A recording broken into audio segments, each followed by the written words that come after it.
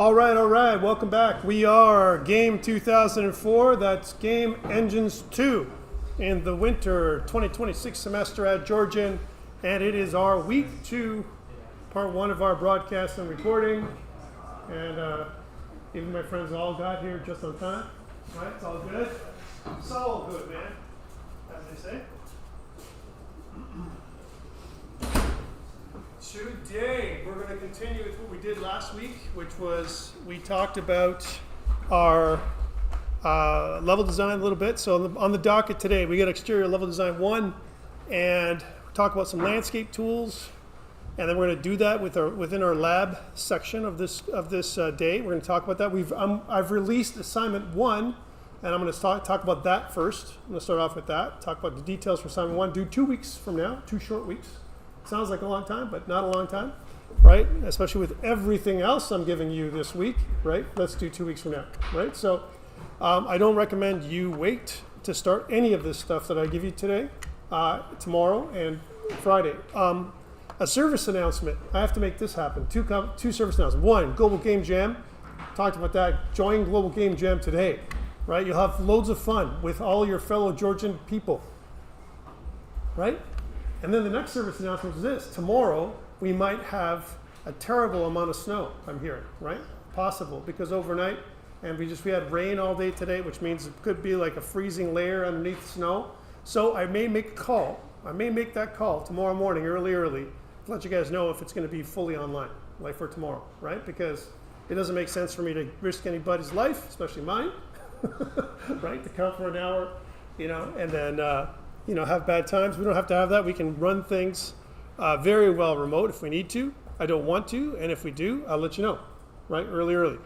But again, the plan is tomorrow to be in person. That's number 2.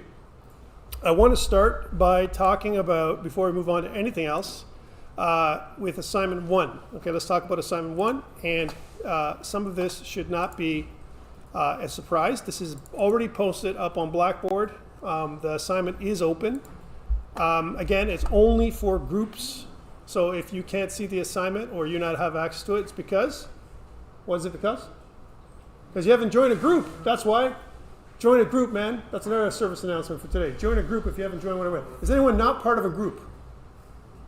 Join a group, all right? every week. It's like a thing. Make sure it's the same group, all right? So I want to talk about that.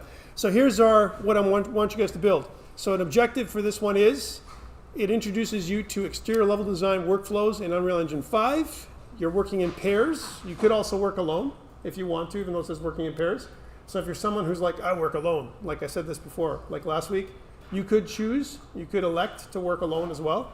I highly do not recommend this course of action. I think you guys should work in pairs for these 3 courses you have me with. Each one of these assignments is heavy duty. It's not a small amount of work. Working alone will kill you. You will have a lot of work to do for 2 weeks from now. And of course, we also have Global Game Jam 2 weeks from now, right? So it's a bit of a clash of stuff that needs to be done. So letting you know about this, I know about this as we're coming forward. So using the starter project provided, I've given it to you. I'm working in groups of up to 2 students.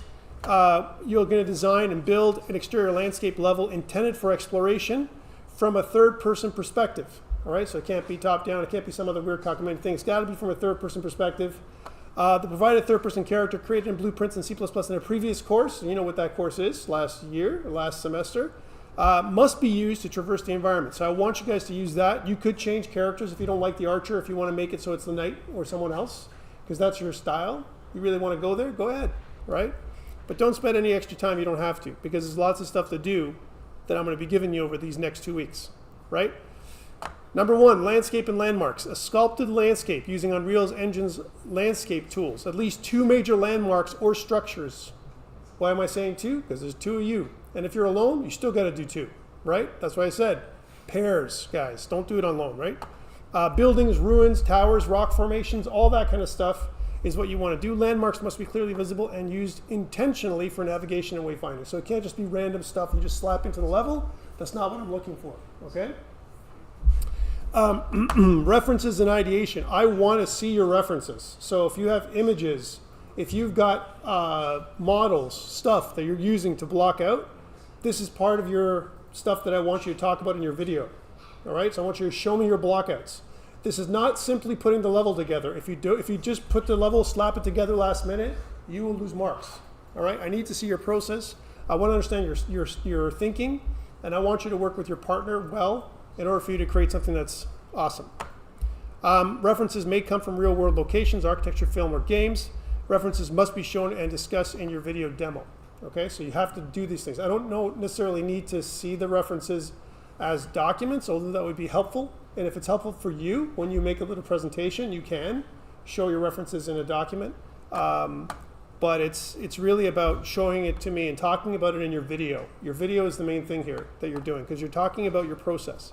All right, blockout and process. Evidence of an initial blockout phase. Simple geometry, basic terrain forms, demonstration of how the level evolved from blockout to final. This version of Word doesn't like blockout.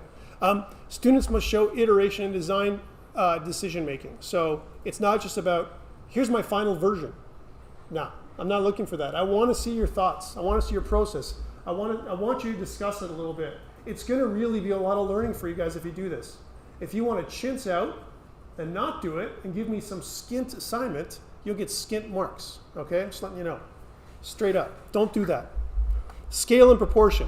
The world scale must feel appropriate for the third-person character. Landmarks, paths, and environmental elements must be sized believably. Player movement speed, traversal distance, and verticality must be considered. All right, so it's important. Clear intended player paths through the environment, natural guidance using terrain, landmarks, lighting, and composition, and the player should never feel lost without reason. One thing that I don't want you to do, guys, I don't need you to make a massive level. It doesn't have to be 5 kilometers, okay? Like a walking game, all right? You're not making Death Stranding here, okay? You're really not. You're making something where it's like a diorama, all right? It could be much smaller than that. Like 250 meters of a really cool level to 500 meters is probably good enough, all right?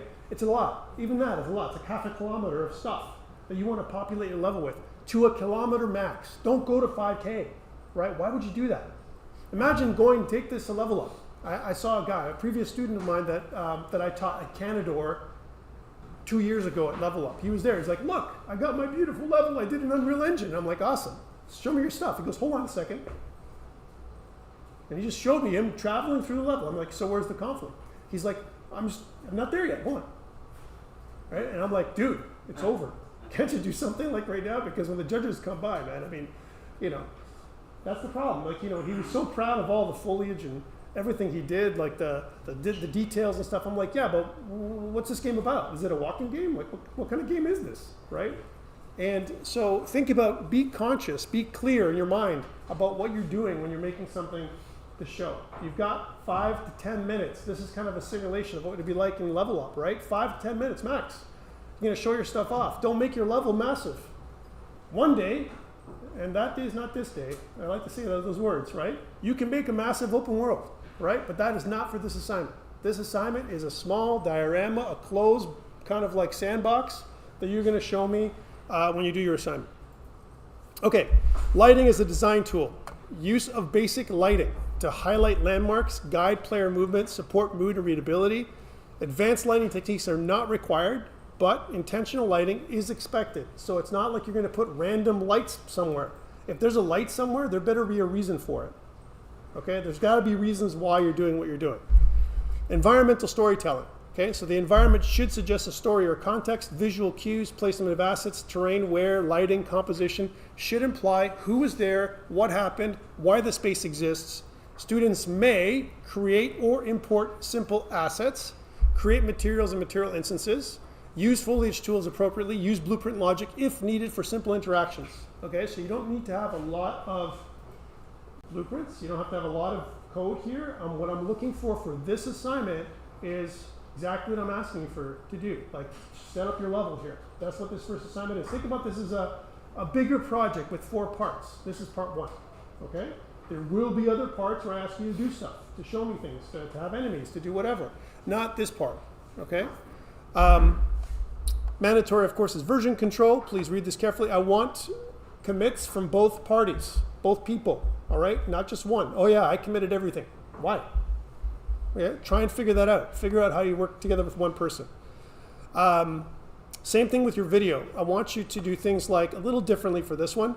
A current photo of both team members, no avatars would be nice. So this is your kind of like your slide that you might have. You could include other slides if necessary. If you want to include slides in your slide deck because you want to show your work, like your process and stuff, and it makes it easier for you to present, that's on you. If you just want to use Photoshop and other tools to show me stuff, you're going to just video record it anyway. It doesn't matter to me, right, how you do it. 5 to 10 minutes in length is how it should be. And again, discuss the references used, your block out and iteration process, design decisions, player flow and landmarks, lighting and environment storytelling. Audio must be clear and audible. Screen content must be readable. And notice that there is not one place here that says, show me your code. That's not what I'm looking for in this one. There is no functionality mark, all right, that I'm giving you for this one. If you look at the rubric, it's very clear what I'm looking for. Level design and systems, references and block out process, scale, flow, and navigation, composition and visual hierarchy, environmental storytelling, version control, and of course, video presentation. This thing is worth 15% of your final grade. Questions on this one? Should be a fun assignment. I want you guys to really push yourselves creatively. Yes? For the lockout process and references, would it work if we made like slideshows for both of those and showed those off in the video? Fine, if that helps you. But don't add extra load, like workload or overhead for yourself. If that slide deck is going to be like super like dense, that's not the reason why you're making this. You're just showing your stuff. If a slide deck helps you organize, do it. Yeah, I'd probably just like have the two there just to simply showcase them. Yeah. Just like a couple slides. Yeah, and if that's easier for you because it makes sense, that's how you present, do it. Right? Any other questions? Yes. For the buildings, they have to be made in Unreal, or can you use Blender? You can use Blender. It doesn't matter to me as long as you show me your block out process because you can block it out in Blender as well. And yeah. Do they have to be fully textured buildings? Yes. Yes. I guess the October project is what you liked for us last week for these, or That thing last week doesn't count. That is our little practice that we're doing. So make your own. All right. So that stuff is what we're doing is when we do this together, when we get together and do stuff in lab, it's you practicing and trying stuff out and everything else. Now, if you want to add the temple we make, you like it, and you want to add it into your level just cause, okay, that could be a third piece, but it's not something that is going to count, especially when there's two of you. Come on. All right. Any other questions around this stuff? Please, I can't reiterate enough how you should be with the partner on this, okay? There's just too much to do, guys. This is not, even though it looks like it's like, hey, I'm just doing a level design. It's no problem. Okay. Start modeling and see how long it takes, right, to do that kind of stuff. Not all assets need to be modeled, okay? You could use Quixel Bridge for some parts of your landscape, if that makes sense. That's part of your blockout. Some imported assets, like acquired assets, are okay, but those two landmarks, those are your own. Whatever you do. Right? So I'll tell you right now, building like some kind of landscape as a landmark, like actually like some kind of weird cliff or something, is way harder, right, than just importing one, right? Use buildings, something else, some other thing that you're going to do. Also, be mindful if any of this works for your game, your current game, right? Like let's say if you have an outdoor level or something in your current game, be mindful if there's something that you can use in your current game. So some asset that you're going to build in this assignment that is aligned with your game, all right? Because that's going to be way better. So you don't have to, it's not a throwaway asset, okay? If it's something that you want to build and you want to tell a story with that asset, then that's a better use of your time. Use this course for that as opposed to making something just to satisfy me, okay? That's not the answer here. Okay. Any other questions around this? I think it should be fun. That's what I think it should be. It will take some time out of class to do it. You and your partner should book some time together, and you should book some time together for the other stuff too. Over the next 2 weeks, right? If you think about time-wise for how long this is going to take, right? I'm telling you right now, I wouldn't say anything less than 10 hours. If you think this is going to take less than 10 hours to build, right? You're thinking wrong. That's not what I'm looking for. This is not an hour assignment. It's impossible. I've never seen someone build in an hour what this is asking you to do, right? And I'm not saying to you, I want you to work 10 hours hard. I'm saying it's about that time, 8 to 10 hours, you and your partner working together, maybe each of you 5 hours or whatever, trying to put things together. But I don't see anything less than that. It's going to take time, guys, because you're modeling. Modeling takes a whole heck of a lot of time, and trying stuff out and making sure it works, making sure the UVs work, your UV maps, and the textures look okay. There's no Z fighting. All those basic things, you need to do all that stuff, right? So, yeah. You can't just use the built-in textures. You can, but what I'm saying is sometimes when you model and when you actually apply a material to a model that you made, depending on how you made the model, there might be like Z fighting, right? Because you didn't do it right? Or you did some kind of weird Boolean operation because you want to save some time, and then it's just no good, right? So that's not what we're looking for. All right, again, if you need clarification, please make sure you ask questions, see me, all that kind of stuff. Don't just assume things, because I want to make sure you guys are on the right track. All right, I'm going to stop recording this one, and this is all around assignment 1.